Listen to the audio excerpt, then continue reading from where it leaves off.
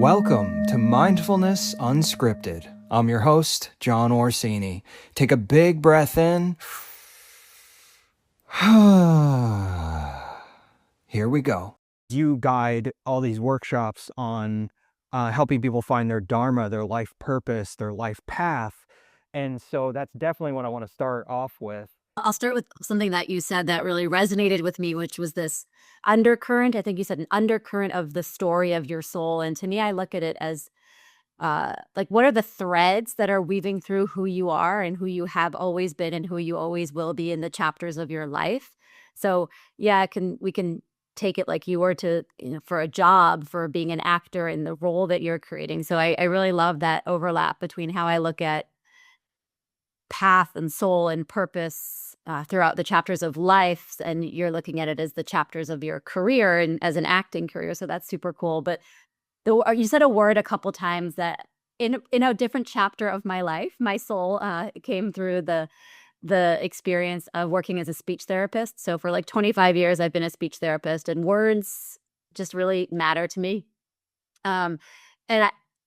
It's really a subtle distinction that for some people may have completely flew under the radar and may mean nothing to them. But for me, the term finding your purpose is not the essence that I want to explore it with for myself and for my teaching for others. Because to me, as a kid, and still, I love to find things. When I was a kid and someone in my family would lose something, like I'd be watching the Smurfs or baking or reading a book or like doing some of the things I love. And if I heard through the background that someone was looking for something, I would hop up and I'd be like, what is it? Let me find it.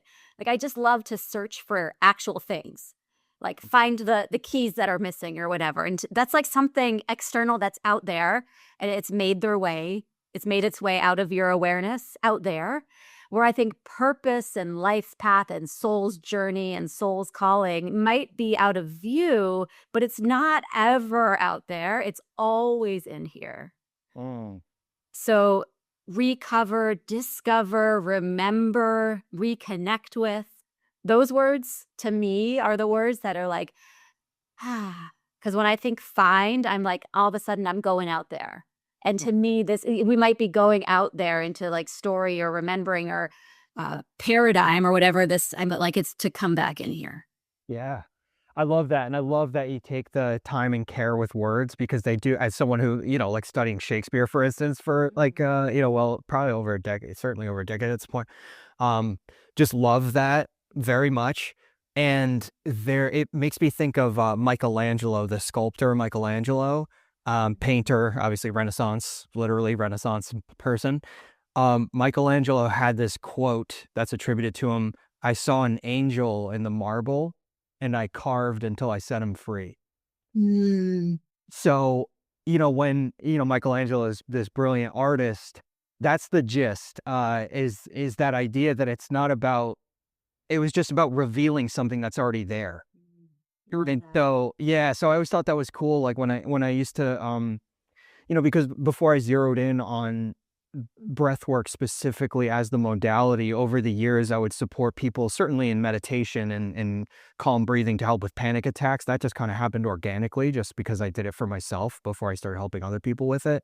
But all along that path, sometimes helping people with panic attacks comes down to, well, what are you doing for movement or exercise, or what are you eating like? So there was more like a holistic health kind of picture. And I never saw it as like trying to get someone to get to somewhere. It was saying like, okay, anxiety's here, but it's not who you are. It's like an alarm system. So what do we basically get rid of that's causing the alarm to go off, right? It's not like, how do we fix? How do we find? How do we whatever? It's like more like, what do we get rid of? Like, how do we let things fall away? Because the essence is there. And I'll say one other thing to that point, because I really like, it just like, you just really hit the nail on the head. It resonates very strongly. The other thing is, even with breath work, when I've thought about what do I call the experiences that I guide? Because again, I could teach people about breathing mechanics and help people get calm just like day to day. And I do that. And I love doing that. And it's very important. But the main thing, as you know, that I do are these somatic breathwork sessions. And I was like, are they? Because sometimes people tell me afterwards, like, oh my God, that was a journey. Like I went on a journey, and I would think of that as like there's that quote sometimes we say or hear around Kripalu that the quote unquote longest journey you'll ever take is from your head to your heart. And I appreciate that, but I don't agree with it. And like, so I'll say this diplomatically because I understand and everyone's on their journey. So I'm not saying that's stupid, that's wrong. That's not what I'm saying. But what I am saying is what I have experienced in the breath myself and what I guide and see with other people time and time again is not that breathing takes you on this journey where you're like seeking things out. It's not like the Wizard of Oz, right? It's like once a certain shift happens, the wisdom of your heart is right there. Mm. And it's always right there. So like all to support everything you just said is that it's not even about finding these deeper sources of wisdom. It's that they're right there. How do we just like create some space around whatever might be getting in the way? And so I find the breath as a vehicle to do that. Like the breath, we could utilize the breath like a broom and like sweep out the stuff that's in the way just to reveal what's there, like that's core essence. And it sounds like that's the way that you work when with people revealing, or however you would say, their life purpose, their dharma, why they're here, all that. Is that Yeah. It's right there. It's just there's a line from a poem by Martha Postlewaite that says something along the lines of create a clearing in the dense forest of your life. Life gets lifey, and it like just like a forest left to its own devices. You can go and clear a path, with a machete to clean out the trail, and wait a week, a month, certainly a season. You go back, and it's just like filled right back in. So we are nature, right? Nature is just like, let me create, let me breathe more, let me give more. And sometimes it's not only the quantity of stuff, but it's the quality of stuff. So it's like, how can I create a clearing to see clearly? So yes, but the one thing I'm like, are we just going to keep going back and forth? Like, oh, I want to say this to what you said and say this to what you said. But one thing that you said that also makes me, resonates with me is when you said how you first started guiding, I think you said for like anxiety or panic attacks or something because of your own experience with it. That is really how I come to all of this. There's a saying, and I don't necessarily know if I love it, but your mess is your message, or something along those lines. So it's like the mess that you've maybe found yourself in becomes your magic or your message and what we teach and share from. So just to say this journey of like, wait, what is my soul here to do? It's getting loud, it's getting cluttered, it's getting closed in. I can't see clearly, I can't feel clearly the place of my heart. the obstacle becomes the way? Mm. Right? That's a Stoic thing from the Stoic philosophers. The obstacle becomes the way. The obstacle is the thing that stands in the way and then becomes the way. Right? So sometimes I use the metaphor like, okay, I set out to go for a jog this morning and immediately I ran into a brick wall. I can't find a way to jog around it. Like, what the hell do I do? Blah, blah, blah. Whole crisis of faith and spirit, like whatever. Just like, oh, my whole world's falling apart. Unless I become the best brick wall climber that's ever lived, right? Like the obstacle in the way, my navigation of it becomes the way.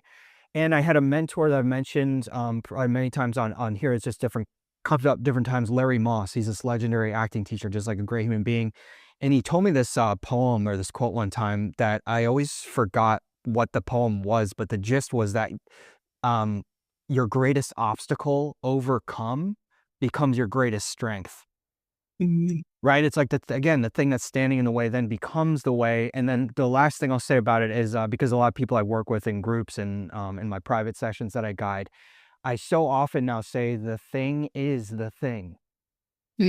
The way is the way. The thing is the thing. The thing is the thing. So like if you're sitting, I remember, I learned how to meditate first in Boston, then I got way deeper in New York City. So, as you might imagine, no matter where you're sitting in New York City, say you're trying to like meditate on gratitude and all you hear are sirens and car horns and people screaming in the street. And it's like, yeah, those sounds are distractions, because bullet point, guess what? Your nervous system's job is to keep you alive. So if you're hearing tons of scary, intense noises, of course, you're going to get quote unquote distracted. And then I started to make sometimes, depending on the day, would just make the sound the meditation. Right? Like the thing is the thing. And then I would notice, well, how does this sound make me feel? And I'd be like, oh, the siren is actually, I'm actually getting kind of nervous. Why am I getting nervous? because I'm concerned of who might be in that ambulance, or because it reminds me of like when someone I loved was sick, or like one time, when I had a concussion, I was in an ambulance. And like, it's not about getting distracted by discursive thought. It was about self-understanding, about being like, well, why is that sound so jarring to me? I know that it's just a sound in the street, no big deal, but like, let me be with that. And so in that sense, again, like much longer concept, but the idea that the thing is the thing. And I feel like that applies in so much of mindfulness in whatever which way you're going, all again, circling back to your point that how'd you say it? The mess? Mess becomes your message or your magic, sometimes I like to say. Yeah, Yeah. the thing is the Mess is thing. your message. Yeah, mess is your magic. And sometimes, like, also, like, some people are like, "I don't have a mess." Great, lucky you. And I'm like, we all have some mess. Yeah, So yeah. sometimes it's like we get in this, like, we have to mine for, like, our trauma, and, like, maybe not. Yeah, maybe not. Yeah, I mean, I think the mess is what? Like, what would that even be? Like, I don't have them. I don't know. Well, yes, like you said, no mess, good for you. But like, if so, so then you're just like struggling to find purpose because that's its own form of a mess. Like, if you feel like, no, I'm Yeah. great, I have no purpose. It's like, okay, well, there's a little like a little mess, Okay, let's play with that. Is that Yeah. is like how you go with that, or what do you? Yeah. Well, I think it's more for, like, people in our roles, like the healers, the teachers, the guides, sometimes, like, think they have to teach from their own disaster. Mm, It's like some people can be in this role of teaching, of sharing, of guiding, and I do think I think learning, teaching anything. Like I was part of your yoga teacher training team, right? When I teach yoga and mentor yoga teachers, I think that the best yoga teachers share the practice from their own well of deep personal experience. So more from that lens, not necessarily working with people figuring out or reconnecting with yeah. their purpose. Yeah. But that is one of the questions. Like when I work with people on purpose, I have a few, like a handful of my favorite journaling prompts that I offer as like doorways into putting a puzzle piece together of what is my dharma, what is my purpose. And one of those questions is, what obstacles are you facing? What difficulties are you facing? And I don't think I've ever found someone who can't come up with something. Yeah. Yeah. Oh, sure. I would love to get into your process. Last thing I'll say about the teacher thing, or just two things, is that one is share your scars, not your wounds. Mm-hmm. Like as a teacher too. So even if you have some sort of deep, like I mentioned panic attacks, right? That's a good example of a scar for me because it's not something I'm current. I mean, knock on wood, but it's not something like all the work I did with meditation and breath work, and then lifestyle things that shifted so I don't experience panic and anxiety the way that I did 20 years ago, because of these practices, and that's why and how I share them. So that's a scar because it's not like an active thing that I'm experiencing. And so that was a good tip I once heard from a guy who called it's like marketing for hippies or something. I would say I can't remember his exact name, but just to give credit where due. As a teacher or a guide, share your scars, not your wounds. Because if you share your wounds, it might feel like, okay, who's holding the space here? Because we're all a mess, which we all are. We're all human. But when you're holding in the container, someone needs to be the adult. So, like, if I'm holding it down, you're more free to let go. If you're holding it down, I'm more free to let go, right? So whoever's more in process, somebody else is essentially holding it down. And then that was the second, and the last thing I want to say about that was just that's the thing too about a teacher or something, like not feeling like you're coming from a wounded enough place, or like not feeling like there's enough, I don't know, whatever there. But the thing is, like, that's also not necessarily like our job sometimes is just to be the safe space for other people to feel regulated, that they could co-regulate with us in a sense. I find that it's like it's good to know that your teacher or your guide in whatever situation is also a human being, and it's also good to know, like, if you're really struggling with something, that at that moment, they're in a really good place right now. So they don't have to be coming from something so heavy or somewhere so heavy. They could just be like a supportive light, just sitting there being like, hey, it's okay. I'm here. I'm relaxed. You can be here with me and I'll hold the space for you. So that's a special thing too when you have that relationship. All right. Yes. Story of breeds. Love it.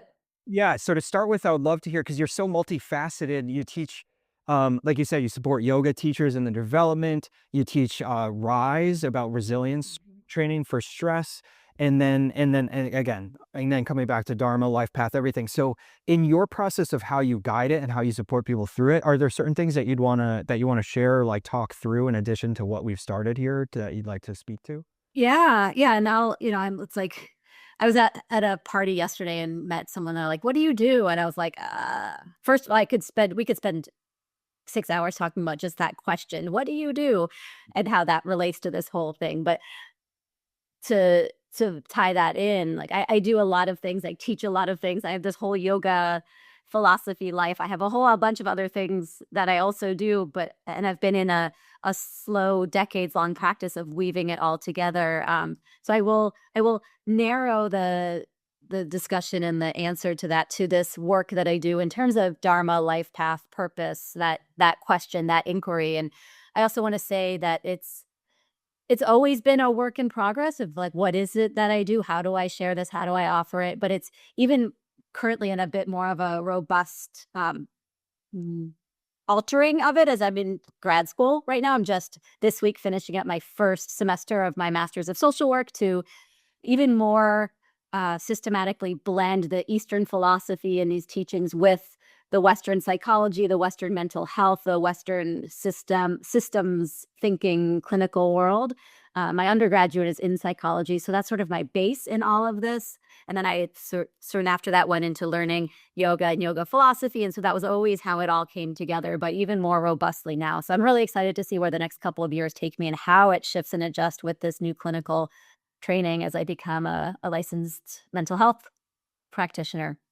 Um, but really, if I think about where this stemmed from, so it stems from 30 plus years of my own study and practice and learning back to, like I said, my studies of Western psychology and then my finding of yoga. And uh, long story short, I studied psychology.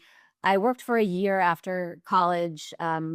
Spent a lot of that time in this question of like, what am I doing? I worked in a law firm as a paralegal after studying psychology. I got out of as an undergraduate at 22, and I was like, I think I was 21 when I graduated my undergrad, and I was like, I'm really interested in psychology. I'm interested in mental health, but what do I know? Like, I'm just a kid. I did not feel ready at that time, and now 30 years later, I am. But to become a clinician to get a degree, so I really struggled with like, well, what do I do now? Also there was lots of other things going on in my life at the time, but uh, I ended up going back to grad school, got my degree in communication disorders, became a speech therapist, really struggled through that career of like, I worked with kids, I worked in schools. I eventually found myself a few years later, almost a decade later, really working with adults who had brain injuries and strokes and traumatic events happen. And my job was as a speech therapist. But what I really loved about that most was this philosophical counseling piece, if you will, of like, life is now falling apart. Like you might have been driving to work one day, ho hum, everything's fine. Then you get T-boned by a semi and you have a brain injury. And now here you are laid up in the hospital. Like what just happened? To like literally just like, boom, the cosmic 2x4 hit you, and helping patients and their caregivers and their loved ones adjust to this new reality. Um, at the same time, in my own life, like I had a lot of health things going on. I had 3 kids at the time. I was just like, I was partly loving my work, partly hating my work, partly loving my life, partly hating my life, and really just like, what am I doing? So I found myself at Kripalu almost about a decade or so ago in a weekend workshop. I'd been going to Kripalu. I've been practicing Kripalu yoga since the late 90s, going to Kripalu since I moved back to the East. A friend and I would go for the day every season. We had little kids at home through pregnancies, through all the things, but we'd go for a day, just go at 6 in the morning, come back at 8 at night, do it again the next season. And this was the first time I was like, I want to go for a weekend. My youngest kid was old enough that I'm like, I could go away for a weekend. I can take some time for myself. So a friend and I looked on the website. We just found a date that worked. We're like, okay, we don't have birthday parties this weekend. We don't have we can go this weekend. What's on the Kripalu calendar this weekend? Ended up in a workshop. Had no idea what we were getting ourselves into. Literally like no clue. And it was The Great Work of Your Life with Stephen Cope. I was like, I think I know that name. I think he's kind of legit. So it turns out like we get there and it's in the main hall, which is like where the big programs are. I didn't know I'd be in a room in the main hall with 250 people or so. learning about this work. And it was a life-changing weekend that I was not expecting. I just thought I was gonna like breathe and, you know, notice I was breathing and notice I was eating and just slow down a little bit. And I left that weekend, drove down the drive. I remember saying to my friend, I'm going to sign up for yoga teacher training by the end of the year. And then like 2 months later, I had completed my 200-hour YTT. And it was just like this, like, I feel like right now I'm in this like explosion with going to grad school. That was sort of this like, okay, like hard right turn, here we go. And, here I am 10 years later.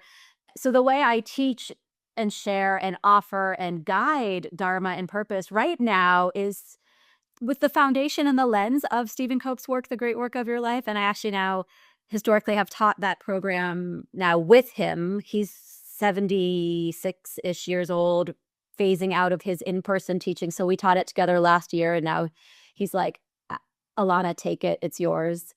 So I'm guiding it this March. The weekend retreat that changed and saved my life is now mine to teach and share in Stephen's way and in my way. So one of the things that came up for me was like, at the time I was working 3 jobs. I have 3 kids.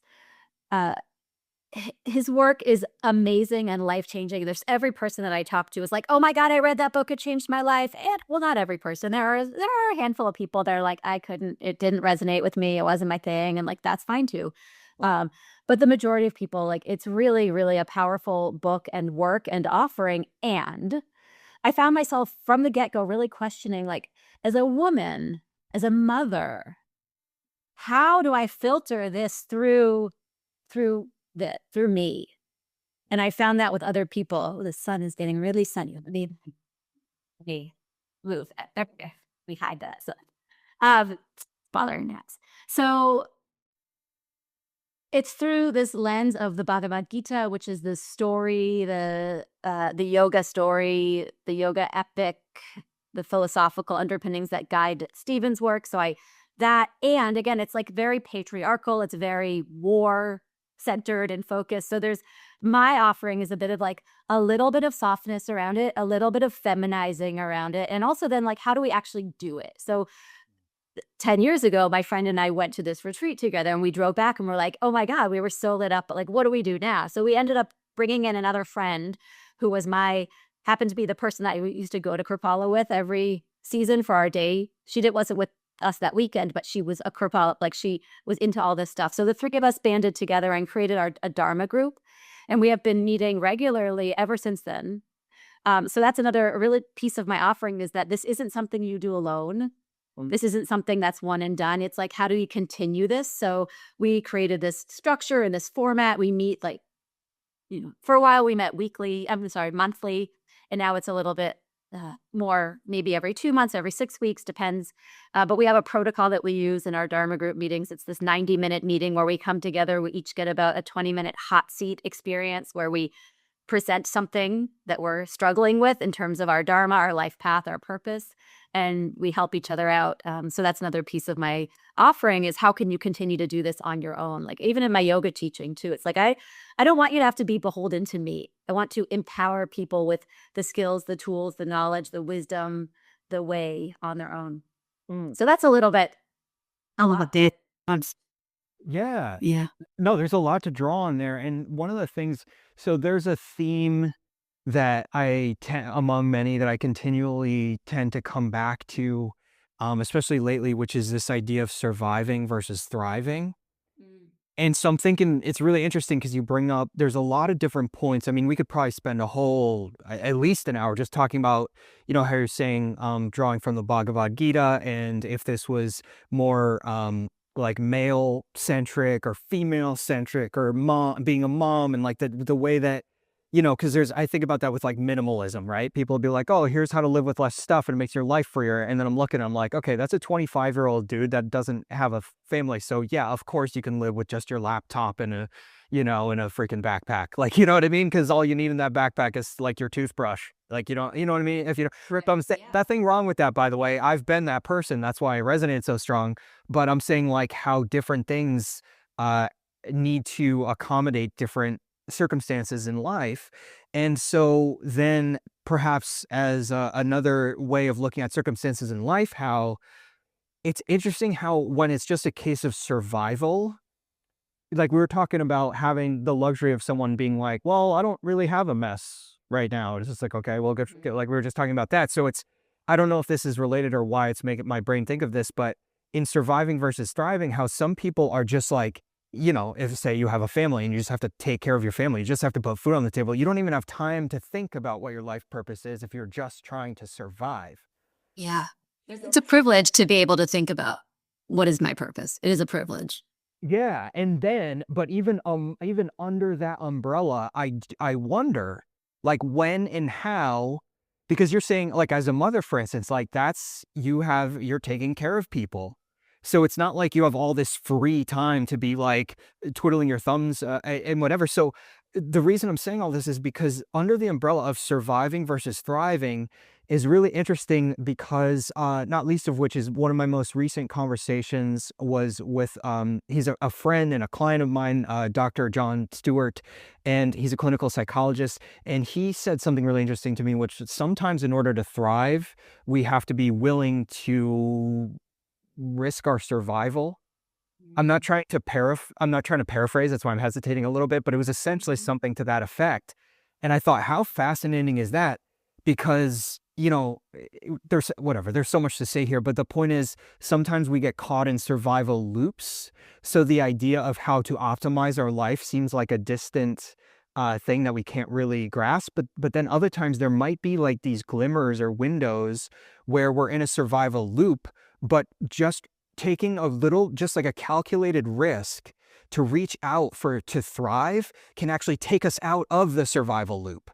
Mm. Love that. Yeah. And sometimes the purpose, the Dharma, like this thing that I'm like, it's a privilege to be there. If you think about Maslow's hierarchy, right, as self-actualization, all that stuff. Yes. And sometimes when you can connect with that, it gives you the why, the reason, the for the sake of, that makes the survival, either surviving turning naturally into thriving, or makes it worth it to survive, to get through, to get to that point, or makes it not feel as much like, oh my God, I'm barely holding on by a thread, when you have something that's calling you forth and pulling you in. Because this is like a really heavy thing. Like it's a really, really heavy thing because, so preface, it's heavy because I'm about to mention Man's Search for Meaning, Viktor Frankl, right? So you've got someone who is this incredible thinker. I mean, I never met Viktor Frankl personally, but remarkable human being. I think that's pretty easily fair to say, whether I met him or not.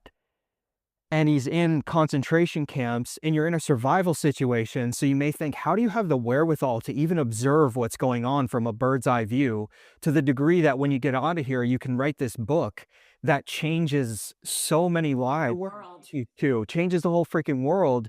And so that's an interesting, I don't know why. And again, I don't want to put my foot in my mouth because like, what do I don't, but all to the point of saying how you can transform surviving into thriving, saying that perhaps finding purpose in Dharma is not just a privileged thing. Like it may feel privileged to have the time to think about it, and I get that. I 1000%, that makes perfect sense to me. And I also wonder about the fact that Viktor Frankl survived in, I don't, whether, like, and if you can figure out your why, you can withstand almost any how. So there may be ways in which, maybe this is finally coming around full circle to what I'm getting at or curious about, is when you find your why, it can move you through periods of survival into periods of thriving while uplifting all those around you in the process. So not only maybe is it not just a thing of privilege to have time to think about, it actually maybe is necessary to thriving, is to find that purpose, and it can pull you out of survival. Yes, yes, all the yeses. I referenced Maslow's hierarchy, and it's something I've studied in my undergrad many years ago, continuing to study in my master's program now. I'm like, with everything, not just with this, but my way, my lens is always to be like, maybe. So that's offering of, we need our safety first, we need all these things before we can get to the self-actualization. Like, as we're saying, like, maybe I'm not the only one, we're not the only ones saying this. There's lots of papers, researchers, other great thought leaders out there that are questioning this paradigm.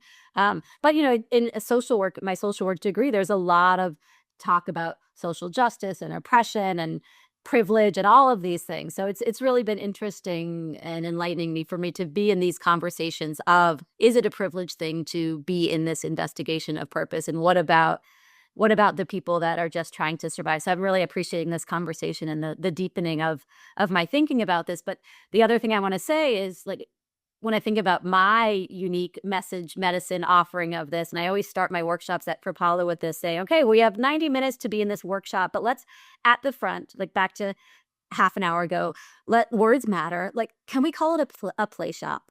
Life, adulting is enough work. So yet workshop, when we workshop these, and I know that's a word for you in the acting world as well. It means something maybe a little bit different, but like, let's bring some lightness to it. So really what I love and what I love to bring to this offering is, it's deep. Like, this is big stuff, my soul's purpose. But can we make it light? Can we bring in awe, wonder, curiosity, and just like lighten the load a little bit? Beautiful.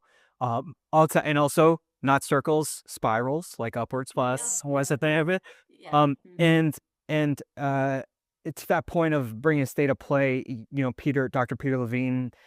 I'm totally paraphrasing, but the gist again is that, like, if you think of the mind state of a traumatized brain, in essence, the opposite is curiosity and play.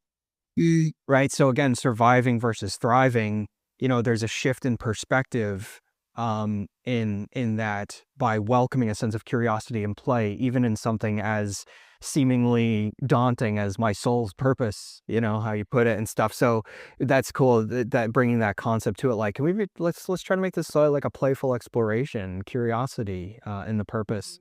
But yeah, when you know your why, withstanding anyhow, easier said than done, but certainly when you know your why, It helps. yeah, beautiful. So so in terms of the most, like, what do you find to be, whether it's like a journaling prompt or like a certain question, or what do you find to be over your years of exploring this work, like you mentioned, starting with Stephen Cope yourself all those years ago, and now in guiding it yourself, is there a particular prompt or a particular um thing that comes up in your workshops that usually gets people being like, oh, like that's when the thing drops, when people are like, have that like, oh my gosh moment?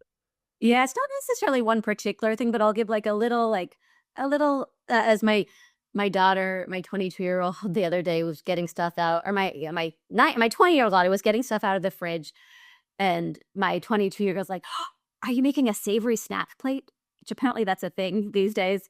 So it's like the savory snack plate. It's not just the olives or the pickles or the whatever. It's like all the thing together. So what that thing is, the savory snack plate of finding your purpose, that I found to be this combination of a particular meditation that I offer based on a Tara Brach meditation. This question of what matters to my heart. So it's a guided meditation where you imagine walking down a path and then coming into a clearing, and what you see when you round the bend into this clearing reflects the state of your heart. So we start with that, do a little journaling on that, and then these series of journal prompts that are like the pieces of the savory snack plate that make it so delicious. So the prompts are, what brings you joy? What lights you up? Um, What do you feel, and this is often this is like one of the aha moments. What do you feel a duty to? Like a DUTY, responsibility, operationalized as, what if you didn't do it would make you feel like you were betraying yourself? So what if I don't do this? I will feel like I am betraying myself. Not to, put us in like a vacuum or a silo, like that what we do doesn't matter or affect others. That's another prompt, another inquiry for another time, just as important. But what if I don't do this? I will be betraying who I am and who I know to be. And then what obstacles or difficulties are you noticing, either in your micro world or in the macro? Like what breaks your heart when we open ourselves to receive all that's going on around us? What is the things that hit your heartstrings? What possibilities are there? What's knocking at your door can be an interesting one. Just when you like kind of set yourself back, like, wait, what's trying to get my attention? Like what's trying to find me, if we want to use that word find. And then one more I'll offer, this is one of my favorites, is what if I had no constraints, time, money, resources, none of that was an issue, what would I do? Like Groundhog Day life. Like you wake up every day and here you are again in eternity, like for eternity. It's just going to keep going. Sometimes there's this prompt of, you have 6 months to live, what would you do, to help people to check in with what really matters to them. But to me, that's a little bit of like throw all caution to the wind. So it's like, this is going on forever. You're going to be you every day for eternity. How do you spend your time when you have nothing holding you back? Yeah. And again, how to bring playfulness to that idea of eternity and like all these things that sound, but like how to be like, yeah, what would like, why would I be excited to wake up, or what would get me to be excited to wake up? Exactly. This is drawing on so many things that are just different pieces where it's like, oh, maybe at different points in my life I heard like a snippet of that over here, and then it can't like kind of came and went in my mind, or I heard a snippet of that over there. So to have it like all put in one place and held like that, and especially in sequence of just like unraveling these lines of thinking, I could imagine really clear things could really start to percolate. And the other thing I thought of was how, sometimes I consider how that like obviously the concept of the butterfly effect, like one decision can change the entire course of your life, and like by changing that course even just like a few degrees over time becomes this wide shift in the trajectory you're traveling. Mhm. I sometimes, perhaps related to that, think about how we can that there are all, I don't know if it's infinite, but like for lack of a better way to put it, that at any given moment there are infinite possibilities in a sense, because obviously that there are practical constrictions around things, like without a doubt. And so but so infinite is probably not the word, but for, again, lack of a better way to put it, that in any given moment, like for instance, in a conversation, right? You could say something to me and maybe you intend it as like a lighthearted joke to build rapport with me. But for some reason, maybe I'm feeling a little edgy or defensive around that. So I say like, whoa, what the hell? And then so like I shut down a moment to connect with you deeper, for instance, right? And had I been more open to this particular moment, maybe we would have built better rapport, and then we would start guiding workshops together. You know what I mean? Like how like these little interactions, these even micro moments within conversations, that when your mind is attuning through the right prompts, is what I'm getting at, or through the right line of thinking, all of a sudden you see opportunities potentially that are right in front of you that you did not see before for any number of reasons. That our internal landscape, by shifting our perspective, all of a sudden we could see like under bright lights something we hadn't even considered before, and how that could happen through prompts. So have you found that in your experience with that work, like by actually doing the process versus like just thinking, oh, like maybe something will reveal itself? Totally. Yeah. And for a decade or so now, my Dharma group and I, usually on January 1st or 2nd, we do that process of that meditation and that offering. And then we create a Dharma map for ourselves. So I have a whole stack of them. And it's like we take out pen, paper, crayons, markers, stickers, whatever, and like let it be a creative expression, almost vision board. I actually have one here. I'll just show you. It's like it can look different ways. This year, what year was this? This was 2020. I was needing some slowness. As you can tell, you can see like lots of slow. So that, and then that crystallizes it all in a different way. And then you have this visual, a map. What is a map? It's a representation of an area. When you're lost, you look at your map, right? You try to, where am I? Where am I? Where am I? Where am I trying to get to? So I find that this process of it, this culmination of creating this, and sometimes it gets filled up and put it in my folder, but oftentimes years I'll just like have it front and center. So it's like this constant reminder. It's like, oh right, this is where I want to be heading. This is what's calling me forth and calling me in. So that's another key step where things get illuminated in a different way, and then you can keep circling back to it. When things come your way, you can filter it through that, or just by looking at that, you might notice the things that are in your path or your journey that you wouldn't have noticed before when they stick in a way that connects with your map. 1,000%. There's that great Carl Jung line: until we make the unconscious conscious, it'll direct our life and we'll call it fate. Mm. So it's so interesting that what we may be experiencing as barriers may be something that we just hadn't looked at, really like looked at before. Or and also I find it interesting too, like journaling, or like you're showing it like a mapping kind of layout there, like a visualizing of what might be deeper in, is like once we kind of pull it up, into a higher, or not higher, but like into a more everyday consciousness, that even if we quote unquote forget about it, right? Through the act of pulling it up, through a series of journaling, through drawing something out, I have found that there are times where I journal about something and then I quote unquote totally forget about it. But then 6 months later, I look back at the journal and I've done 1 or 2 or 3 things that I had journaled about that I didn't even remember that I'd written that down 6 months ago, but it somehow whatever manifested or something in my life, or whatever. It was enough to like get it going. Yeah, got yeah, so that's the thing too, because sometimes I personally, I'll just say an I statement, I get overwhelmed when I like have all these journals and all these notes. I write everything down and I drive myself nuts sometimes because I'm trying to keep track. Be like, I have to remember this. I have to write this. I have to write this down so I could put it up on the wall. But then I have notes all over the wall, and it's just like too much stuff. And then I'm like, whoa, I'll slow down, because a lot of times once you write it down, and probably handwriting, I would imagine. I don't know if you find this, but handwriting or hand drawing, there's a lot of a lot more research around that. I mean, do what you do, like whatever works, but that handwriting or hand drawing like really allows the brain to process in a different way. And that you handwrite something, like, so what? Okay, it's in a journal, it's in a drawer, whatever. But even the process of having done it starts to set things in motion very often, I find, at least. Yeah, agree. Yeah. Awesome. Well, thank you for sharing those. And last thing I'll say about that is just that I very often will say to people that I work with, like, again, private sessions, groups, whatever, either is that we are so blessed with so much information at our fingertips at all times. But what I have to constantly remind myself of, right, but the doing of it, the practice makes progress. Like novelty is really great. You learn new things. That's awesome and really important. But then you have to like put the pause on the taking in more information, because the execution of the thing, whatever it is, in this case, journal prompts, the meditation you mentioned, like seeing what bubbles up in that meditation that you mentioned, that the practice makes progress. Practice makes progress. New information makes progress to the degree that you then put the new information into practice.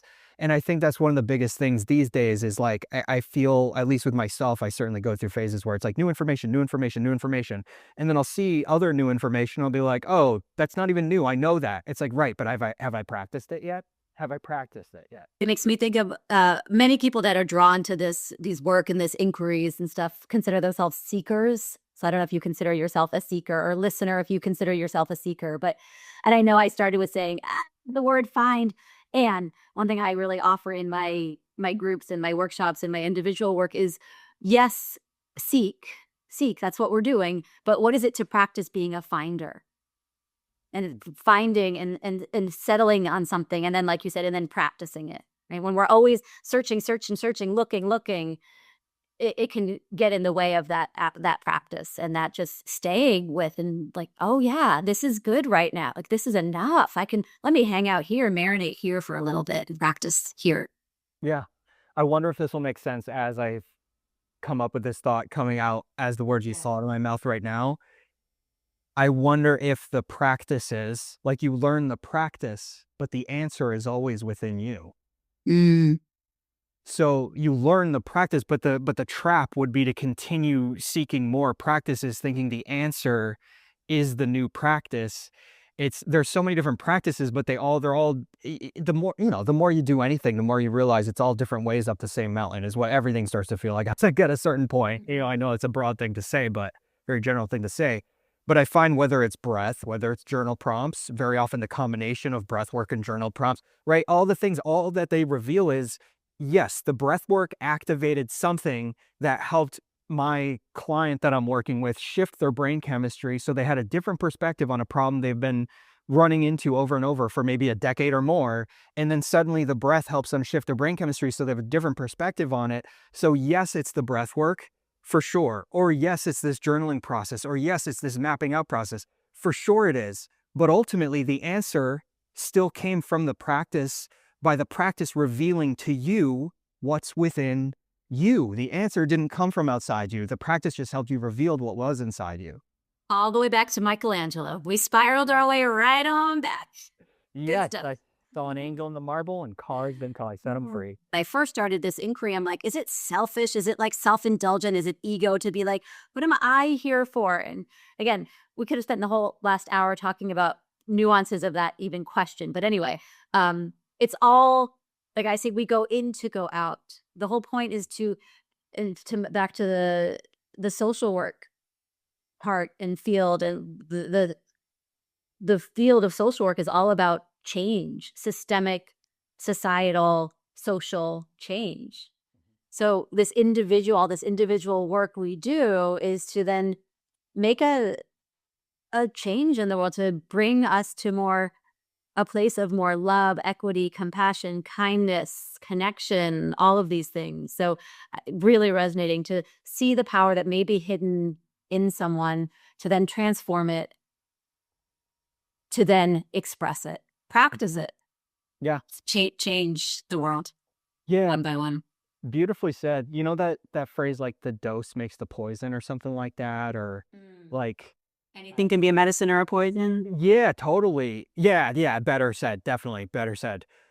Because I think I was talking to Christine about this the other day, one of our beloved coworkers, and just the idea around like running can be really helpful, or it could be really stressful on your heart if you're constantly redlining your heart rate. So anyway, the point is, running could be really helpful, or it could crush your immune system and really like burn out your heart, essentially, depending on how you engage with it. Yoga can be so life-affirming, spiritual, beautiful inward practice, or it could be totally narcissistic and like just whatever. Like anything is what you make it. And so the idea that spiritual practices can definitely be excessive navel gazing and is only for people who have the privilege to have the time, whatever. It's like, that's one version. The other version is like the guy who goes to the gym to be strong so he could live as long as possible, to take care of his kids, pick them up and down off the floor. Or if they get hurt at soccer practice, the dad can like pick them up and like walk them over to the ambulance if they can't walk on their leg. You know what I mean? Like, you can take care of yourself to be self-absorbed, whether that's physical or emotional or otherwise, or you can take care of yourself to then come out and blossom out and then help other people to do the same. You know, like as we let our own light shine, we unconsciously give others permission to do the same. You know, I think that's Marianne Williamson, if I'm paraphrasing. But so all to your point, when we use these tools to develop ourselves, you know, we can then open that up to then support others in that process, which hopefully our conversation does for the people out there, because we just covered a lot of really good stuff. We did. I feel like we're just getting started. So much more. We'll have to have a meal and continue. Absolutely. Absolutely. Well, thank you so much for taking the time. Are there places like work you're doing now that you want to direct people towards, like Instagram, website, things you're doing at Kripalu? Yeah, I have a weekend retreat coming up on this whole inquiry, the great work of your life, in March of 2026. So that if this is interesting to you, you want to spend a weekend in investigation of this, that's the place to come and do it. I've got a Rise week in March also at Kripalu, the Resilient Stress Management Program. My Instagram, I'm not too active on Instagram. That's been an investigation of like, is this life affirming or not? But I have an Instagram presence and do things from time to time. So yeah, you can find me there on my website. I'm sure you'll put them all in the show notes, etc. But it's ilanab.com. It's a good one-stop shopping, ILANAB.com. Everything is there. Awesome. Thank you. And I look forward to seeing you sooner than later at Kripalu on campus there. And I as always, appreciate conversations with you. It's just awesome. And I'm glad. Thank you for taking the time to talk. Right back at you. Thanks, Jon. Thanks for listening to Mindfulness Unscripted, in-person events, Zoom sessions, and more at jonorsini.com. Victory to the light within.